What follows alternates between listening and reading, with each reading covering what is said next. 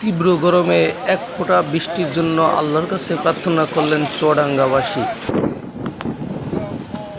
চুয়াডাঙ্গায় তাপমাত্রার যে পরিমাণ, তাতে লোকজন দিশেহারা হয়েছে।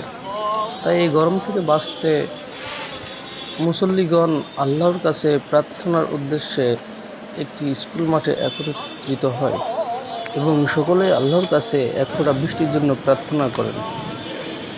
ক্যামেরায় আছেন চুয়াডাঙ্গা জেলা প্রতিনিধি আসাদুজ্জামান আসাদ।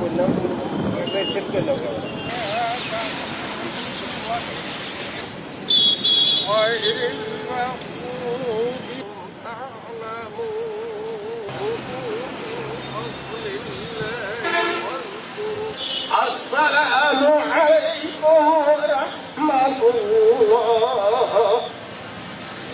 আসসালামু আলাইকুম রাহমাতুল্লাহ। আমাদের কোনারা উপস্থিত সকল মুসলিমের কালামকে মাফ করে দাও আল্লাহ। আল্লাহ আমাদের মা বাবাকে মাফ করে দাও, আব্দুলকে মাফ করে দাও, যুবক ছেলে আমাদের জিন্দেগি কবুল করে দাও আল্লাহ। মিডিয়ার ভাইদেরকে করে দাও আল্লাহ, করে দাও আল্লাহ। আল্লাহ তুমি আসমান থেকে উত্তম কিছু ফয়সালা করে দাও।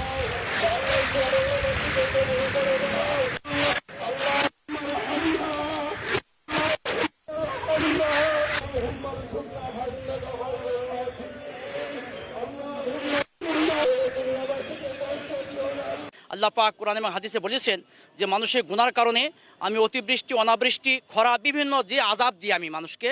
তো আমাদের গুনাহ তওবার জন্য আমি চিন্তা করলাম, উলামা কল্যাণ পরিষদ চিন্তা করলো যে চুয়াডাঙ্গাবাসী যে তাপদহর ভেতরে পশু পাখি, ছোট শিশুরা, রোগীরা, পুরা চুয়াডাঙ্গাবাসী না পুরা বাংলাদেশবাসী সবাই কষ্টেই অনুভব করছে। এই মুহূর্তে আমাদের কি করণীয় দরকার?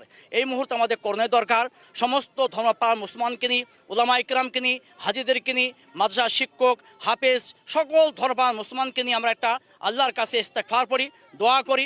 পোশাক পরিহিত অবস্থায় এবং অত্যন্ত দিল মনকে নরম করে ইস্তেগফার